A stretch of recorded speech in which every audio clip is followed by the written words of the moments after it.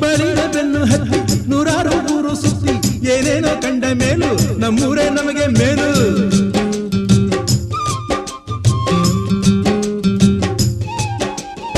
ಕೈಲಾಸ ಕಂಡ ನಮಗೆ ಕೈಲಾಸ ಯಾಕೆ ಬೇಕು, ದಾಸರ ಕಂಡ ನಮಗೆ ವೈಕುಂಠ ಯಾಕೆ ಬೇಕು. ಮುಂದಿನ ನನ್ನ ಜನ್ಮ ಬರೆದಿಟ್ಟನಂತೆ ಬ್ರಹ್ಮ ಇಲ್ಲಿಯೇ ಇಲ್ಲಿಯೇ ಎಂದಿಗೂ ನಾನಿಲ್ಲಿಯೇ.